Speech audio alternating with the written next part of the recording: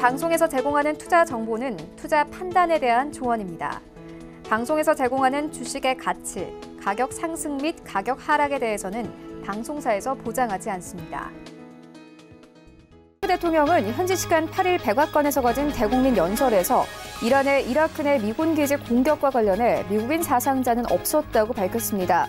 또 이란에 대한 강력한 경제 제재 방침을 밝히면서도 군사력 사용은 원하지 않는다고 말했습니다.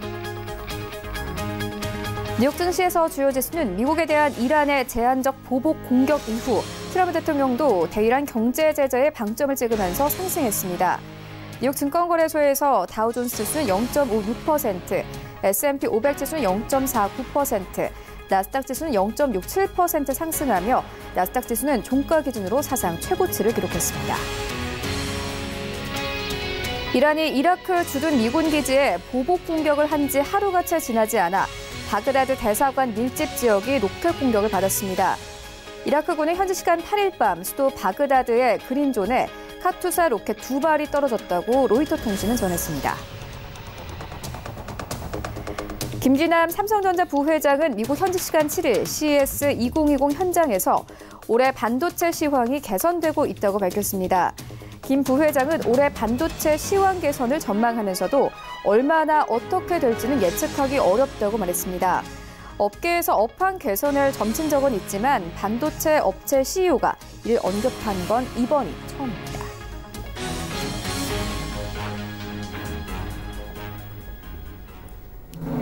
네, 시청자 여러분 안녕하십니까? 출발 증시 와이드 1부 시작합니다. 최윤입니다. 어제 우리 증시 양시장 모두 하락하며 거래를 마쳤습니다. 어제 장전부터 미국과 이란의 군사적 갈등에 대한 뉴스가 전해져 오면서 어제 코스피 시장은 1% 넘게 하락하면서 개파락 출발했습니다. 2150선에서 출발하면서 장중 한때는 2140선이 깨지기도 했는데요. 코스닥 시장의 상황은 더욱더 좋지 않았습니다. 3%가 넘게 빠지면서 640선에서 시장 종가가 형성이 됐습니다. 또 원달러 환율도 어제 장중 한때는 1179원대까지 올라오면서 투자 심리가 크게 약화된 모습이었는데요. 아시아 증시가 전반적으로 급락세였던 가운데 그래도 우리 증시의 반도체 투톱 종목들은 견고한 흐름을 가져갔습니다. 어제 삼성전자 실적 발표를 했죠. 이와 함께 이 반도체 업황 회복에 대한 기대감이 나오면서 SK하이닉스도 함께 힘을 받았습니다. SK하이닉스 어제 장중 한때는 99,500원대까지 오르면서 52주 신고가를 다시 한번 경신했습니다. 그리고 간밤에 뉴욕 증시 3대 지수 모두 상승하며 거래를 마쳤는데요. 트럼프 대통령의 연설과 함께 시장을 안도하는 분위기였습니다. 이런 시장 상황들 오늘 출발 증시 와이드 1부에서 정확하게 알아보도록 하겠습니다. 먼저 오늘 다뤄볼 이슈들 화면으로 함께 만나보겠습니다. 네, 먼저 오늘 글로벌 시시각각 시간에는요. 미국과 이란의 갈등으로 인해 움직인 종목들 살펴보도록 하겠습니다. 먼저 이 뉴욕 증시에서 방산주의 수익률이 S&P 500 지수의 수익률을 2배 이상 뛰어넘었습니다. 관련해서 주가 흐름 살펴보도록 하겠고요. 이어서 어제 금값이 온스당 1,600달러 선을 상회했습니다. 이 이외에도 암호화폐 시세도 급등했는데 관련한 시장 분위기 짚어보도록 하겠습니다. 네, 이어지는 라이브 이슈타임에서는요. 어제 우리 증시에서도 방산주는 상한가를 가는 등 급등을 보였습니다. 거래량이 급등한 만큼 매수한 시청자분들 많을 텐데 대응 전략 함께 마련해 보도록 하겠습니다. 또 어제 급등했던 반도체주들 SK하이닉스와 삼성전자까지 주가 흐름 짚어보도록 하겠습니다. 출발 증시 와이드 1부 지금 출발합니다.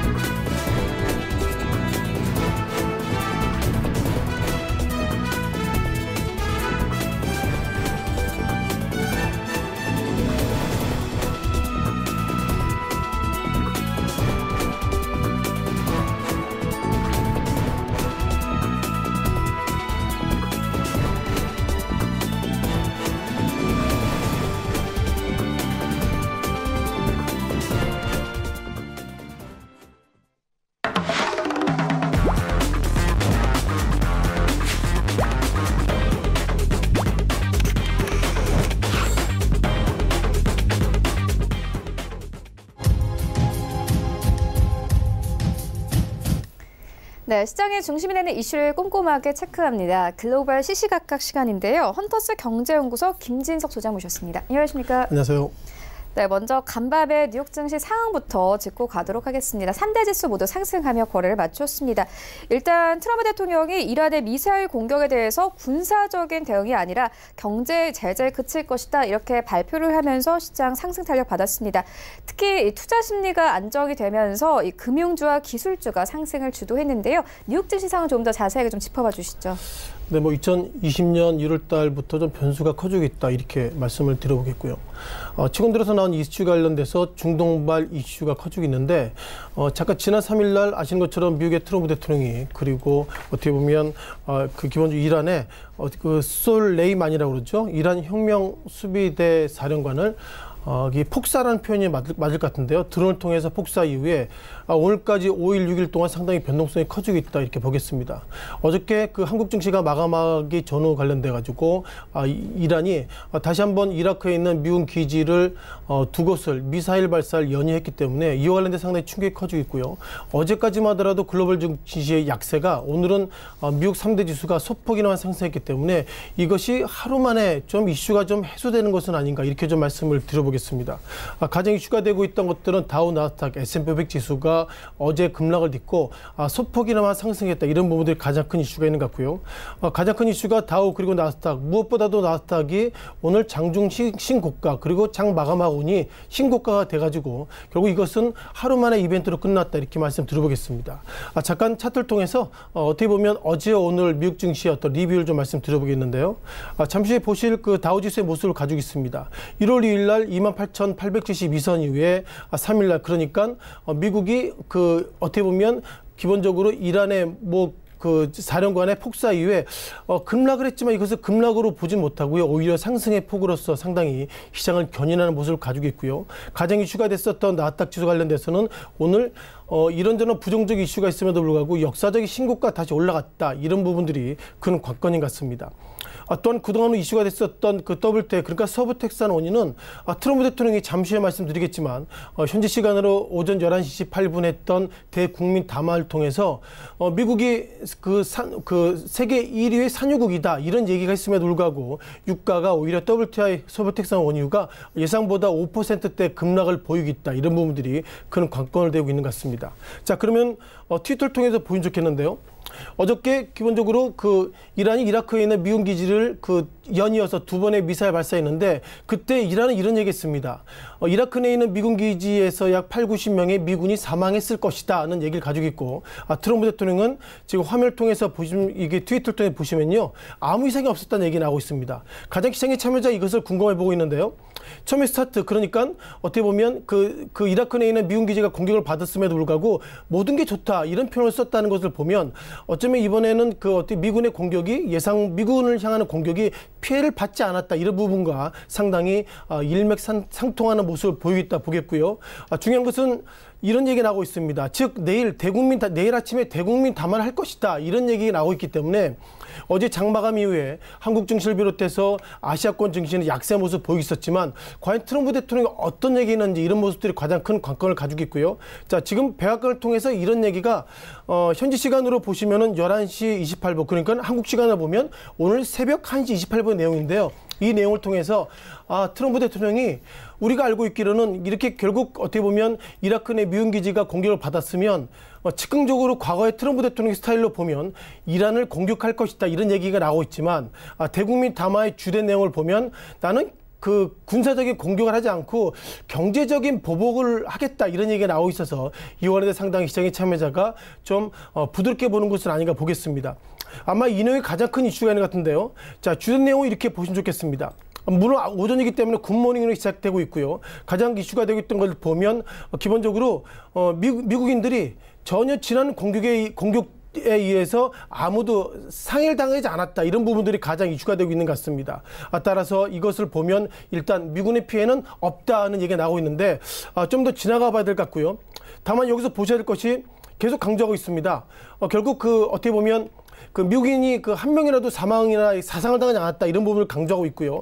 또한 지난 시기에 보면 기본적으로 히라는 단어가 나오고 있습니다. 이 히라는 단어가 왜 나왔냐면요. 그는 결국 테러리스트 군대를 계속 트레이닝 시켰다는 인물이 나오고 있는데 그 인물이 누구냐면 오늘 계속 얘기가 될 우리가 여기 보셨던 그 솔레이마니 그러니까 이란에 있는 우리가 혁명 수비대 그러니까 우리는 결국 이 인물을 죽이고 싶진 않았는데 그동안 테러를 많이 했기 때문에 우리가 부득이 이런 인물을 우리가 공격을 했다는 얘기를 나오고 있고요. 이런 모습을 보면 결국 트럼프 대통령은 이 한 인물의 폭사 이런 부분들은 결국 미국의 이익을 위해서 할 수밖에 없었다. 그런 부분들이 계속 강조가 되고 있는 것 같습니다.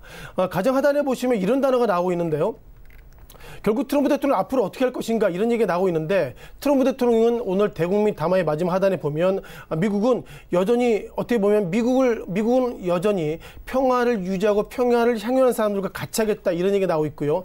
따라서 현재까지 트렌드를 보면 결국 트럼프 대통령은 군사적인 공격보다도 경제적인 제재를 통해서 이란 관련돼서 다시 한번 문제를 풀어가겠다 이런 얘기가 나오고 있고요. 따라서 현재까지 흐름을 보면 어제 그제 그러니까 어떻게 보면 이라크 내 미군 기지가 공격을 당했다기보다 미국 내에 있는 영토의 어떤 미국의 주권을 공격을 당했다 이런 부분들이 상당히 고민을 가지고 있지만 그럼에도 불구하고 평화적으로 풀겠다 이런 단어가 오늘 미국 증시의 상승으로 마감됐다고 말씀드려보겠고요. 따라서 이런 흐름이라면 어저께 글로벌 증시 관련돼서 국내 증시를 비롯해서 아시아권 증시가 예상보다 급락의 모습을 보이고 있었는데요. 오늘은 급락에서 소폭이나마 반등할 수 있는 거리가 생겼다 이렇게 말씀을 드리겠습니다. 네, 뉴욕 증시 상황 짚고 왔고요. 또 이와 함께 이란의 갈등과 함께 뉴욕 증시에서 역시나 방산주가 들썩였습니다. 하지만 이 트럼프 대통령이 간밤엔 이제 경제 제재 그냥 그치겠다 이렇게 말한 상태거든요. 방산주 동향 어떻게 보십니까?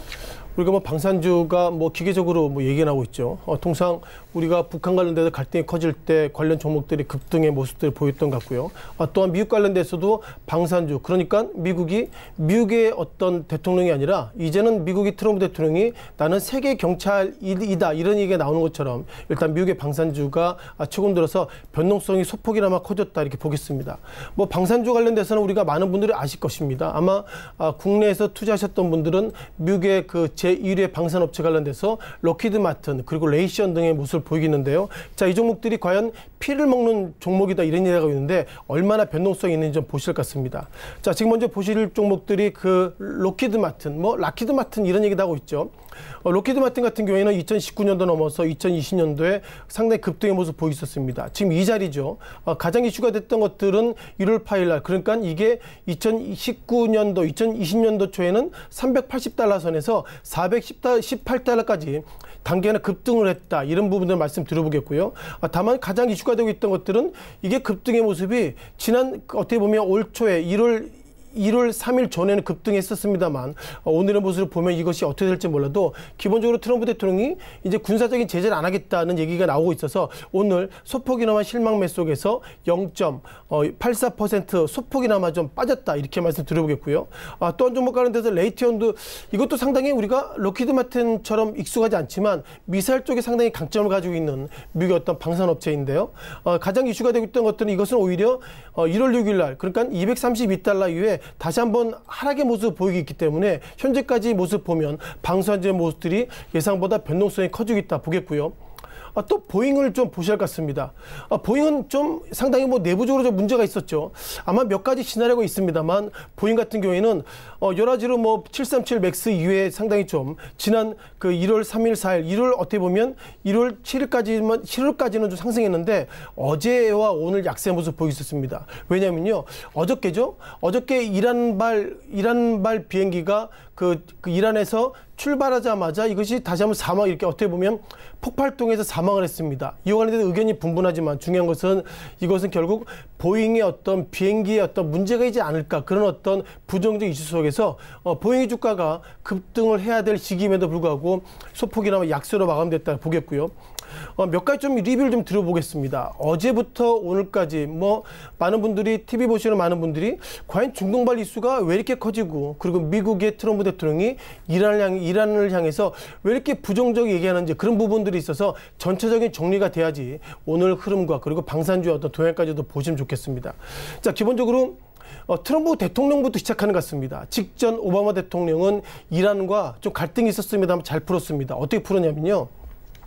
오바마 대통령은 이란을 향해서 이런 얘기했습니다. 너희가 핵무기 관련돼서 개발하지 않으면 경제적인 지원을 많이 해줄게. 이런 이슈 속에서 상당히 미국의 어떤 오바마 대통령 그리고 이란의 대통령 간의 허니문이 있었는데 지난 2016년에 트럼프 대통령 그러니까 2017년 트럼프 대통령 취임 이후에 트럼프 대통령 바라볼 때는 직전 오바마 대통령이 이란을 향해서 핵무기 그런 이슈가 있음에도 불구하고 너무나 경제적으로 퍼줬다. 따라서 나는 어떻게 보면 이란 관련돼서 핵무기 이런 부분들을 나는 다시 한번 폐기하겠다. 이런 이슈가 있기 때문에 그때부터 미국의 트럼프 대통령과 이란이 좀 갈등이 좀 커졌다 이렇게 보겠고요. 트럼프 대통령은 이렇게 바라보이는 것 같습니다. 결국 이란의 생명줄을 죽이는 게 뭔가 좀 보니까 아시는 것처럼 이란은 그 원유 생산을 많이 하기 때문에요. 원유 수출을 지금보다 동결하면 이란이 트럼프 대통령의 말을 잘 들을 것이다. 이런 판단이 예상보다 좀 커지고 있고요.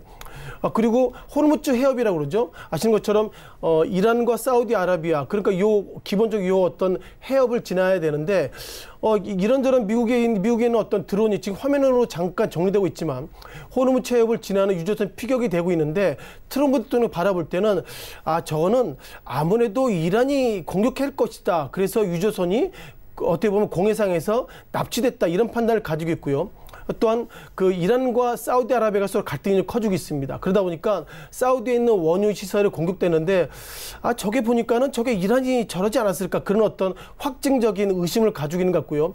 마지막으로 이라크 내 미군 어떤 사망 그리고 드론 2대의 어떤 폭격 이런 부분을 보면 그 배후로 이란을 지목됐다 이런 얘기 나오고 있습니다. 다만 저것이 합리적인 의심인지 몰라도 트럼프 대통령이 계속 주장하는 것은 뭐냐면 미국은 정보력이 많기 때문에 저런 이유는 결국 이란의 문제다. 따라서 이번에 어떻게든 이란의 어떤 목을 조여서 상당히 미국민의 어떤 이익을 그만큼 향유하겠다 이런 부분들이 강조되고 있기 때문에 저런 세 가지 이유가 트럼프 대통령이 바라보는 확증적인 이란 관련된 갈등의 기본적인 원인이라고 말씀 드려보겠습니다. 따라서 CNN은 이런 점 평가를 하고 있는데요. CNN은 그 솔레이마니 사령관을 왜 이렇게 미국이 드론을 통해서 소위 폭사시켰나 이런 얘기 나오고 있는데 앞서 보셨던 그 세 가지 어떤 기본적인 이슈는 솔레이마니 사령관이 시켰다 이런 부분들이 가장 큰 계획을 나오고 있고요. 또한 아직까지 뭐 정확하지 않지만 트럼프 대통령은 추가적으로도 수많은 미국민을 공격하려고 지금 이제 솔레이마니 전 사령관이 했기 때문에 나는 이것을 킬할 수밖에 없었다. 그런 부분들을 계속 강조하고 있다 보겠습니다. 따라서 여기서 바라볼 것은 이란 정부의 입장인데요. 자, 이란 정부는 상당히 부정적으로 보고 있습니다. 따라서 어떻게 보면 이번에 이런 부분들은 기본적으로 트럼프 대통령이 너희가 먼저 시작한 거기 때문에 나는 다시 한번 공격하겠다. 이런 얘기가 나오고 있고요. 잠깐 이제 트럼프 대통령의 사이트 그 트위터를 잠깐 보셔야 할 것 같은데요. 자, 트럼프 대통령은 이런 얘기했습니다. 앞서 잠깐 말씀드렸지만 솔레이마니 사령관의 어떻게 보면 폭격 이후에 결국 그 이란의 대통령은 상당히 부정적인 얘기하니까 이런 얘기했습니다. 어떻게 했냐면요. 앞으로 만약에 이란이 또 우리 미군을 공격하게 되면 22곳에 어떻게 보면 그 이란에 있는 중요한 도시나 거점을 나는 폭격하겠다 이런 얘기 나오고 있고요. 여기서 52명 얘기는 뭐냐면 지난 시기로 잠깐 좀 돌아가 봐야 되겠는데요. 1979년으로 돌아가 봐야 되겠습니다. 1979년 테헤란 주재 미 대사관을 이란인들이 점거했고요. 그때 점거된 그 미국민들이 52명입니다. 따라서 점거됐던 그리고 444일 정도 피랍됐던 미국민이 52명이기 때문에 상징적으로 그러면 52곳의 이란의 어떤 주요 시설을 나는 정확하게 공격하겠다는 얘기를 했다는 것과 그 과거의 시기와 좀 연결이 되고 있는 것 같고요. 따라서 트럼프 대통령은 지난 1979년 그러니까 40년 전 얘기를 하면서 52명을 나는 어떻게 보면 상징해서 공격하겠다 이런 얘기 나오고 있는데 중요한 것은 여기서 보시면은 이걸 보실 것 같은데요. 이 인물이 결국 이란의 대통령인데요. 이란의 대통령은 이런 얘기를 하고 있습니다. 그 미국을 향해서 너희가 그 과거에 했던 그 미국민 52명을 얘기할 것이 아니라 290명을 봐야 된다는 얘기를 하고 있는데요. 290명을 또 보면 미군이 실수나 착오라고 표현을 쓰고 있는데 이란에 있는 민간 항공기를 폭격을 했습니다. 폭격을 하고 나서 그 가운데 그 비행기 안에 290명의 이란이 담겨 있는데요. 자, 그러다 보니까 너희는 그 어떻게 보면 이란의 대통령은 미국 트럼프 대통령에서 너희가 52명 미국민을 생각할 것이 아니라 290명의 이란인을 생각해야 되기 때문에 이런 부분을 보면 결국 이런 부분들은 이란에 전혀 그 위협이 되지 않는다 얘기하고 있고요. IR-655가 그 당시에 이란 항공기의 어떤 편명입니다. 따라서 현재까지 트렌드를 보면 미국과 이란의 부분들이 가벼운 문제가 아니라 상당히 좀 갈등이 좀 커지고 있다. 이렇게 좀 말씀 드려보겠고요. 자, 그러다 보니까 이제는 이것이 어떻게 끝날지는 잘 모르겠습니다. 다만 많은 분들이 기대할 때 트럼프 대통령이 좀 공격을 좀 하지 않을까 하는 얘기했는데 공격을 안 하고 이제는 경제적인 제재를 하겠다. 이런 얘기 나오고 있고 그럼에도 불구하고 어떻게 보면 이란의 대통령은 290명을 계속 기억하라. 290명을 계속 기억하라는 얘기를 강하게 나오고 있다는 걸 보면 이것이 결국 하루 이틀 만에 끝나지 않을 거다 보겠습니다. 따라서 많은 분들의 평가가 엇갈리고 있는데요.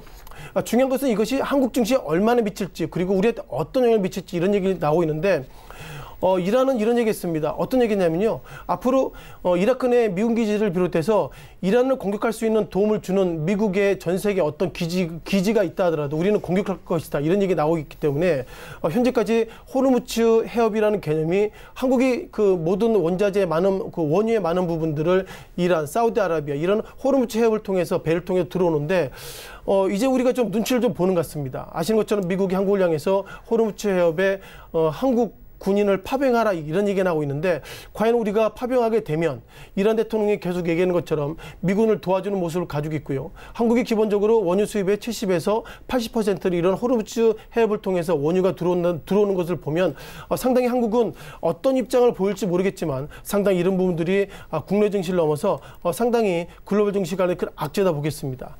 잠깐 좀 유가를 좀 보셔야 할 것 같은데요. 아시는 것처럼 트럼프 대통령은 이런 얘기를 오늘 새벽에 백악관 페이퍼를 통해서 했죠. 미국이 이제 글로벌 세계 1위의 원유국이라고 얘기했습니다. 왜냐하면 기본적으로 그 산유국이 맞습니다. 왜냐하면 원유를 통해 나오는 것이 아니라 샌드 오일이나 이런 걸 통해서 미국이 그만큼 기름을 자급자족할 수 있기 때문에 현재까지 최근 들어서 트렌드가 유가가 WTI가 오늘 같은 경우에는 $59, 뭐 몇몇 페이퍼를 보면 배럴당 $70 현재까지 나오고 있지 않지만 $70까지 넘어선다 그러면 일단 국내 정유업자는 상당히 부정적인 모습을 가지고 있고요. 따라서 이것이 이제 미국과 어떻게 보면 이란의 어떤 갈등이 아니라 이런 국내발 악재가 커지고 있다면 결국 이제 우리가 건설업종 상당히 그 중국 소위 아직까지 뭐 유가가 그리 약한 모습을 가지고 있지만 중동 오일을 우리가 바라보는 건설업이 상당히 부담 느낄 것 같고요. 또 정유업이 뭐 시각에 따라 여러 가지의 모습이 있겠지만 이렇게 단기간에 변동성이 커지고 있다. 이런 부분을 보면 국내 증시의 어지 하락이 실은 단기적인 하락보다도 결국 이런 부분들이 계속 커지게 된다면 국내 증시의 몇몇 키 산업 업종은 좀 부정적으로 보는 것이 맞지 않나 이렇게 말씀을 드려보겠습니다. 네, 상황이 상황이다 보니까 안전 자산에 대한 선호 심리도 올라가고 있습니다. 어제 금값이 온스당 $1,600 선을 상회했습니다. 이와 함께 암호화폐 시세도 급등했는데요. 오늘은 그래도 좀 주춤하는 모습입니다. 관련해서 이 흐름 어떻게 보고 계십니까? 일단 뭐 다시 한번 비트코인 얘기가 뭐 나오고 있죠. 아시는 것처럼 뭐 국내 몇몇 그 가상화폐 거래소에서도 뭐 비트코인의 주가가 변동성이 커지기 때문에 어제 같은 경우에는 상당히 미국이 어쩌면 이란을 향해서 경제적인 보복을 넘어서 군사적인 보복을 하겠다 이런 얘기할 때 비트코인이 안전자산으로 좀 잠깐 좀 올라왔다 이렇게 좀 말씀드려보겠고요. 우리가 정리하면 안전자산은 우리가 통상 금이죠. 안전자산 금으로 얘기하는데 지금 화면을 통해서 좀 보셔야 할 것 같습니다. 아시는 것처럼 우리가 올 한 해 올해 넘어서 뭐 작년이죠. 2019년도 우리가 상당히 아이러니컬한 것이 보시는 것처럼 다우지수의 모습 보시면 좋겠습니다. 작년에 다우지수의 모습이 2019년도에도 상당히 급등했을 때 위험자산인 주식이 급등을 하면 안전자산인 금값은 급락할 것이다. 이런 학습 효과가 있는데 자 그런 어떤 학습 효과가 우리가 무색할 정도로 금 가격도 상당히 상승했습니다. 그러다 보니까 상당히 오늘 같은 경우에는 어떻게 온스당 $1,604를 찍고 소폭에 밀렸는데요. 결국 비트코인이 과연 안전자산일까 이런 부분들이 가장 이슈가 되고 있고요. 어제 몇몇 데이터를 보면 비트코인도 안전자산입니다 얘기하는데 저는 좀 입장이 좀 다릅니다. 자, 코인데스크의 모습 보시면 좋겠는데요. 현재 코인데스크 비트코인당 $7,800 모습을 가지고 있고요. 안전자산이든 위험자산이든 변동성이 너무 커졌다. 이런 부분들이 그냥 큰 이슈가 되고 있는 것 같습니다. 2019년도 10월 달에는 이게 비트코인당 뭐 $7,100의 모습을 가지고 있고요. 가장 이슈가 됐었던 2020년 1월 3일 같은 경우는 $6,900. 그리고 최근 들어서는 지난 어떻게 보면 그 미사일 그 폭격 이후에 8,300달러까지 갔다가 최근 들은 다시 한번 상당히 그 8,000달러 선까지 갔기 때문에 이렇게 비트코인의 주가가 단기간에 급락했다는 걸 보면 이것은 결국 그 안전자산이라는 개념도 아니고요. 위험자산, 그것도 엄청난 위험자산이라는 말씀 들어보겠습니다.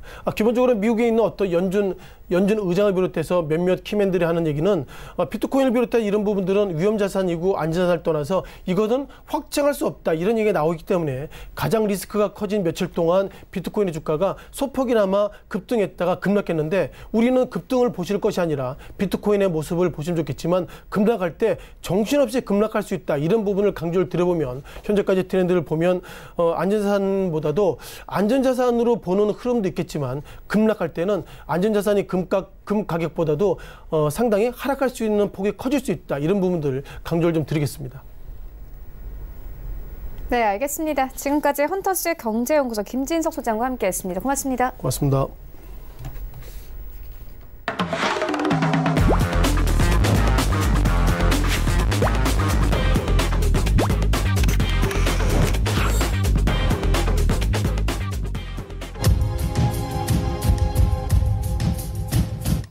네, 국내 시장 쟁점 함께 분석해 보도록 하겠습니다. 라이브 이슈 타임인데요. 펠리즈 투자리서치 김민수 대표 전화 연결되어 있습니다. 안녕하십니까? 네, 안녕하십니까? 네, 어제 우리 증시 양시장 모두 급락했습니다. 어제 시장 상황 어떻게 보셨습니까? 네, 어제 시장은 어제로 일단 끝내야 될 것 같습니다. 네. 특히 최근에 어떻게 보면 국내 시장이 참 억울하다고밖에 볼 수 없는 상황들인데요. 특히 지금 동향을 보게 되면은 최근에 그 시장에 좀 반전 시도가 들어오면서 좀 기대감이 높았던 부분들인데 그와 관련돼서 지금 나오고 있는 지정학적 리스크가 시장에 크게 영향을 줬다라는 부분들이 아무래도 여러 가지 좀 충격적으로 나왔던 부분이 아닐까 생각이 들고 있는데요. 근데 이제 더 중요한 부분들은 어제까지 이어졌던 변화를 보게 되면은 이제 이란과 미국과의 여러 가지 갈등, 보통 갈등이 저희가 알기로는 최근에 으르렁대기 시작한다고 하더라도 가장 중요한 부분들은 1950년대부터 벌써 이란과 미국과의 관계는 벌써 그렇게 썩 좋지 못했던 흐름으로 역사적으로 봐야 될 부분이고요. 그와 함께 최근에 나왔던 미국 쪽의 공습의 흐름에 따라서 이란의 여러 가지 또 보복이 나오는 부분들 이런 것까지 감안하게 되면 단기적으로는 우려감이 좀 크다고 하더라도 어떻게 보면 과거 여러 가지 흐름을 봤을 때 어떤 충분히 개연성은 이어졌지 않나라는 생각이 좀 들고 있고요. 특히 중동 관련된 리스크를 부각하는 것도 어떻게 보면 미국의 정치적인 해석도 상당히 많이 있다는 쪽도 염두를 해야 될 필요가 있을 것 같은데요. 특히 과거 동향을 보게 되면은 98년도입니다. 클린턴 대통령 당시에도 여러 가지 또 성추모와 함께 탄핵 위기에 놓이자 그때도 바로 클린턴 대통령은 이라크 공습으로 이를 되게 여러 가지 국면 탈피용으로 많이 전환을 시켰죠. 오바마 대통령도 재선을 하면서 이란 공습에 대한 카드까지 꺼냈던 만큼 일단 어떤 지지층 결집을 위해서 미국도 마찬가지로 정치적인 의도로 여러 가지 이란을 많이 생각을 했었다. 어떤 중동 관련된 부분들을 생각을 했었다. 이 부분이 가장 중요한 팩트가 아닐까 생각이 들고 있고요. 이번에도 마찬가지로 트럼프 대통령도 여러 가지 위기감이 들어오는 상황, 특히 재선을 앞두고 탄핵 국면까지 이어지다 보니까 뭔가 좀 이용을 해야겠다는 측면들이 쭉 강하지 않았을까로 좀 추정을 하고 있습니다. 그런 쪽에서 나왔던 변화라고 생각을 해야 될 것 같고요. 또 하나 지금 중동 관련된 지정학적 리스크를 보면서 하나 생각이 드는 거는 과거 같은 경우는 미국도 마찬가지겠지만 미국이 대표적으로 중동산 원유를 많이 쓰는 국가 중에 하나였습니다. 하지만 지금은 최근에 셰일 원유를 생산하기 시작하면서 이 부분에 대해서 미국이 에너지 자립국으로 변신하기 시작했죠. 그러다 보니까 이제 과거의 중동의 의존력은 상당히 많이 떨어져 있다는 관점 쪽에서 오히려 중동을 약간 건드리면서 유가가 올라가게 되면 그에 따라서 반사이익을 가장 또 많이 볼 수 있는 국가가 셰일 오일을 생산하는 미국이다라는 측면들도 한 번쯤 염두할 필요가 있을 것 같고요. 또 하나 최근 들어서 나오는 흐름으로 보게 되면 그러면은 중국에 대한 카드를 또 쓸 수도 있습니다. 특히 어떤 유가가 WTI 기준으로 많이 올라간다라고 하게 되면은 그러면 이제 그 부분 말고 우리 거 써라. 특히 우리 셰일 오일을 쓰는 게 더 좋지 않겠느냐라고는 카드를 또 내놓을 수 있는 유리한 고지다라고 하게 되면 중국과의 관계 쪽에서도 또 유리한 측면들도 있지 않을까라는 쪽도 다각적으로 한번 생각해 볼 필요가 있는 상황이라고 생각되고 있고요. 그런데 더 중요한 부분은 그러면 이제 미국이 여기서 중동 리스크를 더 확대시키는 게 유리할 것인가 이 부분을 생각해야 될 것 같습니다. 그런데 정치적인 관련된 부분들을 이용할 정도로만 나오지 않을까로 생각이 들고 있고요. 특히 미국 같은 경우 특히 트럼프 대통령은 입장 자체가 미국 외에서 벌어지는 전쟁에 대해서 비용을 지불하기를 원하고 있지 않습니다. 특히 한국과도 방위비 협약 관련돼서 계속 비용 지출에 대해서 민감하게 이어지는 부분인 만큼 이런 상황으로 봤었을 때 미국이 과연 전쟁 비용을 감수하고라도 중동에서 얻어낼 수 있는 이란과의 전쟁에서 얻어낼 수 있는 것이 무엇일까라고 생각하게 되면 별로 그렇게 큰 기대 효용이 없습니다. 그렇게 되면은 전면전까지 가서 나올 수 있는 부분들은 생각보다 그렇게 크지 않다고 봐야 될 것 같고요. 마찬가지로 이란도 일단 자기네 어떻게 보면 다음 대통령까지 생각했던 어떤 대선 주자 중에 한 명이 사망했다라고 하게 되면 그를 따르는 추종 세력이 많은 만큼 일단 뭔가 보복이나 아니면 그에 따른 당연한 어떤 코란에도 나오는 얘기들처럼 어떻게 보면 보복이 당연시하다고 생각되고 있는데 전면전까지로 가려고 하게 되면은 또 돈 문제입니다. 비용이 많이 들죠. 근데 지금 최근에 이란이 미국의 제재를 통해서 경제 상황이 그렇게 썩 좋지 못하다라고 하게 되면 군사 강국임에도 불구하고 비용을 들여서 어떤 전쟁을 하기에는 또 여러 가지 출혈이 크다라고 하게 되면 이 부분도 어떻게 보면 전면전으로 가기에는 약간 부담이 되지 않을까라는 쪽도 생각을 해봐야 될 것 같고요. 따라서 시나리오별로 생각하게 되면은 아마 이제 군사 충돌 관련된 전반적인 전면전 쪽은 일단 자제가 되면서 외교적으로 풀어나가는 전략들이 가장 베스트한 경우겠죠. 근데 아직 가능성은 제가 보기엔 한 30% 정도밖에 되지 않을까라는 쪽이고요. 그렇게 됐을 때 글로벌 경제나 주식시장의 영향권은 가장 적겠지만 그래도 아직 이 부분을 너무 크게 생각할 필요는 없을 것 같고요. 두 번째로 또 군사 충돌 관련돼서 자제는 나오는데 갈등이 장기화될 가능성 이 부분이 가장 또 높지 않을까 생각되고 있는데 그렇게 되면은 지금 이제 시장에서 우려하는 것처럼 최근 들어서 실물 지표가 그나마 반등하면서 좀 변화가 나오기 시작하는데 거기에 좀 찬물을 끼얹을 가능성은 있다라는 쪽에 대해서 우려감은 아직 크게 개선될 가능성은 없다고 봐야 될 것 같고요.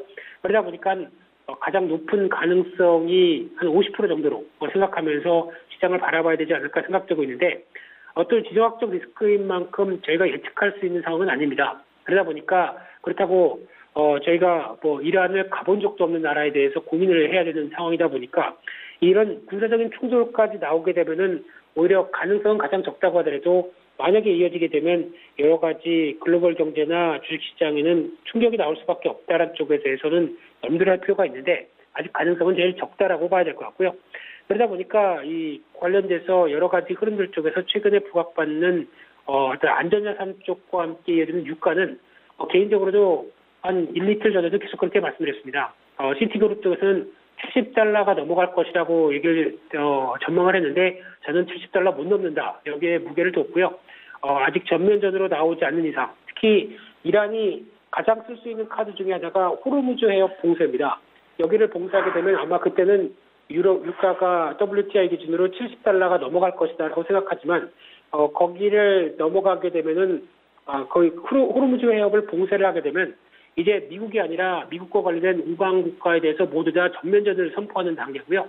왜냐하면 중동산 원유를 수출하는 가장 큰 길목입니다. 여기를 막아버리면은 이제 원유에 대한 공급이 차질을 불러일으키기 때문에 상당히 좀 심각하게 되죠. 그러면 아마 우리나라조차도 지금 아멘이죠. 그쪽에 파병된 군대까지도 보낼 정도로 아마 어떤 서방의 뒷결이 강화된다라고 하게 되면 이란이 약간 사면 초과에 몰리는 상황이 나오게 되는데 그런 카드까지는 쓰지 않는다고 하게 되면 유가는 아마 $70대가 넘기가 힘들 것 같고요. $66, $5대도 넘기는 힘들 상황이다라고 하게 되면 유가에 대한 흐름들은 약간 좀 하향 안정 쪽으로 일단은 단기적으로 봐야 되지 않을까 생각되고 있는데, 또 하나 안전자산으로 보이는 금입니다. 금은 지난 작년에도 한번 언급을 드렸던 부분들인데, 혹시 투자 관련돼서 포트폴리오 안에 그때도 말씀드린 내용과 똑같습니다. 한 10%는 단기적이 아니라 장기적으로는 계속 가져가야 될 또 하나의 섹터라고 생각됩니다. 왜냐하면 금 가격은 어떤 이제 안전자산뿐만 아니라 지금 앞으로 좀 더 장기적으로 봤을 때는 인플레이션에 대한 해지 효과가 나올 가능성이 높습니다. 그렇다는 얘기는 특히 지금 각국이 글로벌 정부가 각국이 여러 가지 시장에 대해서 부진한 실물 지표를 보이다 보니까 이를 개선하기 위해서 금리를 내리고 양적 완화까지 시행하는 조치까지 이어지다 보면은 당연히 이제 인플레이션의 기대 상승 효과가 나올 가능성이 높고요. 그에 따라서 그래도 가장 지금 현재로 어느 정도 이를 해지할 수 있는 수단은 금이라고 생각됩니다. 그렇기 때문에 지금 단기적으로는 국제금 가격이 온스당 $1,600까지 시도하는 부분들은 약간 차익 매물이나 여러 가지 좀 조정권은 들어올 가능성이 있겠지만은 중장기적으로 봤을 때는 금은 꼭 편입하시는 게 좋겠다라고 언급을 드리고 싶고요.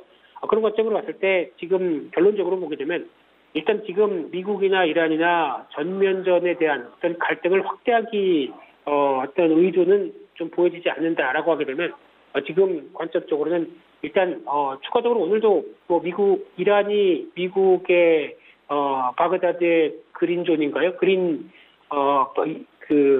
미사일 기지 쪽으로 발사를 했다고 하는데 어떤 제한적인 흐름들 쪽으로밖에 해석되지 않지 않을까라는 관점 쪽에서 보면서 일단은 너무 확대 해석하는 흐름은 좀 자제하자 이렇게 말씀드리고 싶습니다. 네, 어제 이슈가 이슈연이었던 만큼 어제 이 방산주가 상한가를 가는 등 급등을 보였습니다. 이같이 출렁인 섹터 또 있습니까? 네, 어제로 끝이었던 것 같습니다. 특히 오늘 당연히 바로 반락할 걸로 보이고 있고요. 네. 예, 어제 지정학적 리스크로 부각되면서 나왔던 대표적인 섹터의 두 흐름들이 방산주, 두 번째가 유가 상승 수혜주로 보여지고 있는 어떤 석유류 관련된 유통회사, 그리고 셰일 석유 관련된 회사들이라고 보여지고 있는데 모두 다 오늘 갈등이 격화되는 모습들이 자제됐다라고 하게 되면 당연히 차익 매물이 나오면서 압박이 나올 걸로 보여지고 있고요. 최근 들어서도 올라가면서 왜 이런 종목들이 올라가는지 저는 이해를 못하겠다라고 언급을 드렸었는데 특히 방산주가 올라가는 것도 이게 뭐 저희 어떤 북한과의 리스크가 좀 커지는 측면도 아니고 저 멀리에 있는 상황 쪽인데 이어지는 뭐 빅텍, 퍼스텍 이런 종목들이 왜 올라갈까요? 그냥 단순하게 어떤 지정학적 리스크가 커지다 보니까 이어지는 심리가 답니다. 그런데 기대 심리 때문에 올라가는 부분들은 심리가 꺾이게 되면 바로 차익 매물이 나오면서 혼란스럽게 올 수밖에 없겠죠. 그렇기 때문에 이런 종목들에 대한 대응은 짧게 대응하는 정도, 장중에 하고 당장 내일 자고 일어나면 어떤 일이 나올지가 모르기 때문에 어떤 대응을 공격적으로 하는 전략들은 반대고요. 또 하나 두 번째로 봤을 때 석유류 유통 관련된 회사들, 대표적인 극동유와 흥구석유, 뭐 중앙에더미스 뭐 이런 종목들 같은 경우도 정작 만약에 유가가 상승하게 되면 가장 큰 수혜를 보는 쪽은 오히려 정제 마진이 올라가서 정유사 근데 정유사는 일단 불확실성이 좀 크죠. 원유가 공급이 중단될 가능성도 있다 보니까 약간 이를 반영을 못하는 상황들인데 오히려 그런 쪽으로 보게 되면 신재생에너지, 뭐 전기차 이런 쪽이 조선주도 마찬가지겠고요. 이런 쪽이 오히려 영향을 받을 섹터라고 보는데 전혀 반응을 못하고 오히려 석유류 유통회사가 어떤 시장에서 부각을 받는다. 이 부분도 어떻게 보면 좀 어불성설이죠. 어떤 정유사들 쪽에서 납품받아다가 유통하는 회사들의 구조인데 이런 게 오히려 실적들이 변화가 된다라고 하게 되면은 어떤 기대감이 높다고 하게 되면 말이 안 된다고 봐야 될 것 같고요. 마찬가지로 셰일석이나 셰일가스 하는 회사들 같은 경우도 직접적인 부분들이 아니라 어떻게 보면 플랜트를 통해서 어떤 공급하는 약간 2차적인 단계다라고 하게 되면 직접적인 수혜는 아닙니다. 그러다 보니까 일단 지금 이 기회를 통해서 뭔가 시세가 움직일 만한 변화가 없을까라는 쪽에서 약간 몰리는 경향 때문에 주가가 올랐다라고밖에 표현을 못할 것 같고요. 결론적으로는 이런 종목들 매매를 공격적으로 하는 것은 반대입니다. 그래서 그냥 짧게 그래도 시장에서 매매할 게 없으니까 올라가니까 대응하는 장중 정도의 대응이 맞지 오히려 투세적으로 움직이는 쪽으로 대응하는 것은 이렇게 썩 마찬가지로 리스크가 높다. 이런 쪽도 염두하셨으면 좋겠습니다. 네, 그리고 어제 시장에서 반도체 종목들 잘 갔습니다. 삼성전자, SK 하이닉스 하락장 속에서도 급등 흐름 가져가는데요. 관련해서 주가 흐름은 어떻게 보고 계십니까? 네, 좋게 봅니다. 계속 IT만 노래하던 제 입장에서 봤을 때는 그나마 선전했다라고 봐야 될 것 같고요. 특히 지금 어제 만약에 삼성전자, SK 하이닉스까지 꺾였다. 그러면 아마 시장이 일본만큼 거의 뭐 2% 가까이 하락하는 모습들이 나오지 않았을까 생각되고 있는데 그만큼 어떤 시장의 한 축으로 작용한다고 봐야 될 것 같고요. 삼성전자 실적 분석을 좀 해보게 되면은 일단 실적이 생각보다 잘 발표됐다는 부분들 그리고 분기 실적 관련돼서 아마 1분기까지도 올해 1분기까지도 좀 정체를 보일 걸로 보여지고 있는데 2분기부터는 아마 8조 원대로 복귀하면서 기대감을 높일 걸로 보여지고 있고요. 연간 실적으로 보게 되면은 이제 삼성전자 연간 실적을 볼 때 가장 중요한 게 2017년도, 18년도를 이게 그냥 어떻게 보면은 그대로 추세로 보고 접근할 것이냐, 아니면 이 부분을 빼고 접근할 것이냐가 가장 큰 관건이라고 봐야 될 것 같은데 만약에 이 부분을 빼고 생각을 한다라고 하게 되면 지금 나오는 실적은 2015년도, 16년도 나오고 있는 그런 그 반도체 호황을 제외한 국면 쪽을 그대로 반영되고 있다는 쪽에서 어떻게 보면 그렇게 큰 부담은 없는 실적입니다. 그런데 이제 중요한 상황들은 반도체가 단기 호황을 반영했던 2년간의 실적들 그리고 지금은 다시 그를 바라보면서 움직이고 있는 여러 가지 정황적 근거들 생각하게 되면 2017년도, 18년도 같은 경우 실적은 반도체만 이끌었습니다. 그런데 지금부터 변화될 실적 흐름들은 반도체도 다시 개선이 되고 거기다가 또 하나 중요한 부분들이 스마트폰 주종이죠. 스마트폰은 5G와 함께 폴더블이라고 하는 걸출한 또 개화기를 맞이하는 여러 가지 변화가 나온다라고 하게 되면 반도체도 좋고 스마트폰까지 좋다라고 하게 되면 오히려 2017년도, 18년도보다 오히려 질적인 측면들은 상당히 더 높아질 수밖에 없다라는 게 제가 바라보고 있는 상황들이고요. 그렇게 되면은 이런 부분들이 가세가 되기 시작했을 때 아마 올해 정도는 영업 순이익 한 뭐 30조 원대 정도까지 보여지고 있는데 아마 내년 정도까지 가게 되면은 이런 부분들이 반영되면서 오히려 2017, 18년도 반도체만 가지고 실적이 좋았던 부분들까지 회복될 것이다. 그러면은 당연히 삼성전자 입장적으로 보게 되면은 지금 그런 부분들을 선 반영해 가기 시작하게 되면은 삼성전자가 액면 분할 전에 나왔던 뭐 57,500원대 고점 부분들은 넘어가는 게 맞지 않느냐라는 논리로 보셔야 될 것 같고요. 지금은 비쌀 수 있습니다. 지금은 아직 뭐 작년 실적 가지고 보게 되면 뭐 PR 15배인데 이거 삼성전자 비싼 거 아니야라고 볼 수 있는데 또 하나 나머지 국가들의 경쟁사들의 흐름까지 보게 되면 애플 뭐 22배 그리고 TSMC 대만의 비메모리 관련된 쪽 21배 그리고 마이크론 테크놀로지마저 17배를 기록하는 마당에 지금 삼성전자가 고른 포트폴리오를 가지고 있는 입장이라고 하게 되면 15배 정도의 주가는 그렇게 비싼 게 아니고요.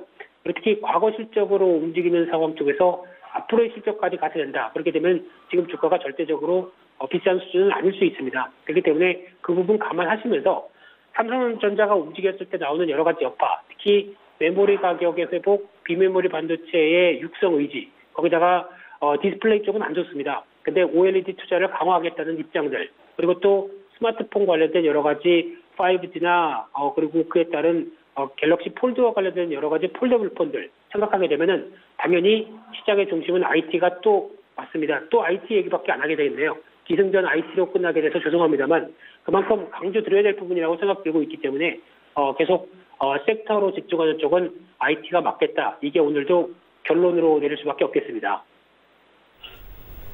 네, IT 업종까지 함께 짚어보고 왔습니다. 지금까지 펠리지 투자리서치 김민수 대표와 함께했습니다. 고맙습니다.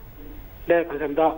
네, 1부는 여기서 모두 마치도록 하고요. 잠시 후 2부에서는 전문가들과 함께하는 종목 라이브쇼 라이브 매매 타임이 이어집니다. 여기에 더해서 오늘장에서 이슈몰이라고 있는 특징주까지 꼼꼼하게 살펴봐 드리겠습니다. 채널 고정해 주시고요. 저희는 잠시 후 2부로 다시 찾아오도록 하겠습니다.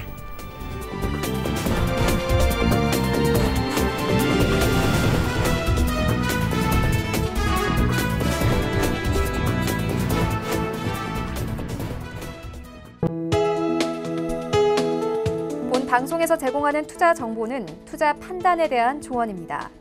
방송에서 제공하는 주식의 가치, 가격 상승 및 가격 하락에 대해서는 방송사에서 보장하지 않습니다.